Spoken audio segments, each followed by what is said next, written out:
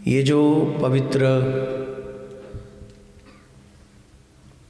रिश्ते हैं हमारी लाइफ के, जिनके कारण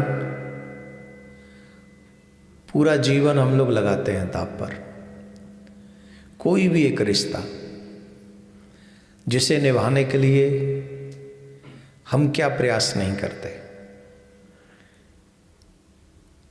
पिता से पूछो, अपने बच्चों का लालन पालन करने के लिए वो कैसी रात दिन मेहनत करते हैं, हार्ड वर्क करते हैं, अपनी इच्छाओं का दमन करते हैं, और इच्छाओं का दमन करके किस तरीके से वो, उनका एक ड्रीम, एक सपना होता है अपने बच्चों को परफेक्ट दिशा देना, उन्हें कुछ बना देना, और जब वो कुछ बन जाते हैं तो रिश्तों में दरार आते। ऐसे कुछ प्रश्न आए हैं। एक माँ अपने बच्चे के लिए क्या नहीं करती, क्या नहीं सहती, लेकिन आज आधुनिक समय की इस भागदौड़ में हम लोग सोच नहीं सकते कि हमारा क्या बुरा हाल है। अभी हाल प्रेजेंट में मैंने एक न्यूज़ सुनी है, वृद्ध आश्रम में एक माँ ख़त्म हो गई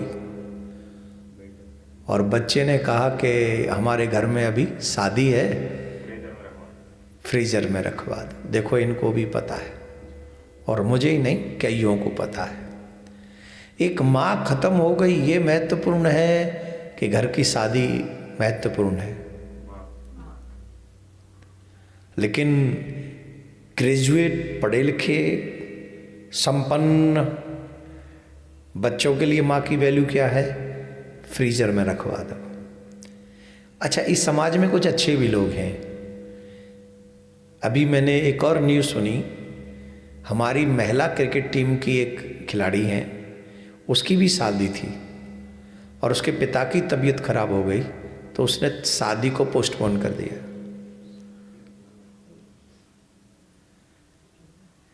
अब ये देखना है कि बेटा कैसा है। माँ मर गई तो भी कह रहा है फ्रीजर में रख दो। और महिला क्रिकेट टीम की एक सदस्य हैं, मेरे को नाम याद नहीं आ रहा, मैं न्यूज़ पे, स्मृति मंदाना। तुम्हें बड़ी नॉलेज है यार। हाँ, स्मृति मंदाना उस बच्ची का नाम है।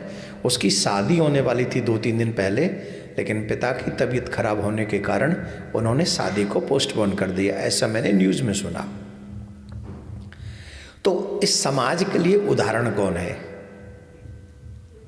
वो बेटी, वो नालायक बेटा नहीं,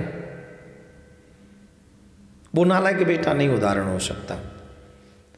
मैं आप सबको कह रहा हूं, ये आज के आधुनिक युग को देखकर ही हमने प्लान किया है कि ये प्रोग्राम चलना चाहिए, बनना चाहिए। शास्त्रों का, हमारी मर्यादाओं का, हमारी संस्कृति का बोध हमको होना चाहिए।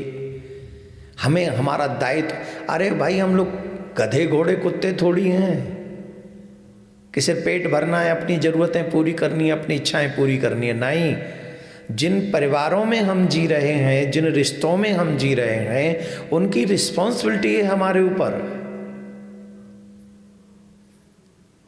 और आपके ऊपर एक रिस्पॉन्सिबिलिटी नहीं है। माँ की है, पिता की है, पत्नी की है, बच्चों की है, भाई की है, बहन की है, भांजों की भी है, खुद की भी है। तो ये एक उदाहरण मैंने आपको प्रस्तुत किया, और बहुत सुंदर उदाहरण उस बेटी का है जो अपने पिता के प्रति जागरूक है, और एक उस नालायक बेटे का भी है जो केयरलेस है, जो सोच रहा है मैं सारा अरेंजमेंट कर चुका हूँ, मेरा पैसा बर्बाद हो जाएगा, अभी माँ को फ्रीजर में रख दो। अब दोनों से ही मेरा कोई संबंध नहीं है, आपका भी कोई संबंध नहीं, दो चारों का होगा, लेकिन रिस्पेक्ट हम दोनों का, अगर दोनों केसों को सुनेंगे तो आप रिस्पेक्ट किसकी करेंगे? वो आपकी मानवता जाएगी उस तरफ, बच्ची की तरफ जाएगी। यही है अच्छे चरित्र का और बुरे चरित्र का आदर और अपमान। इसलिए रिश्तों को तोड़ के भागना, इट्स वेरी इजी,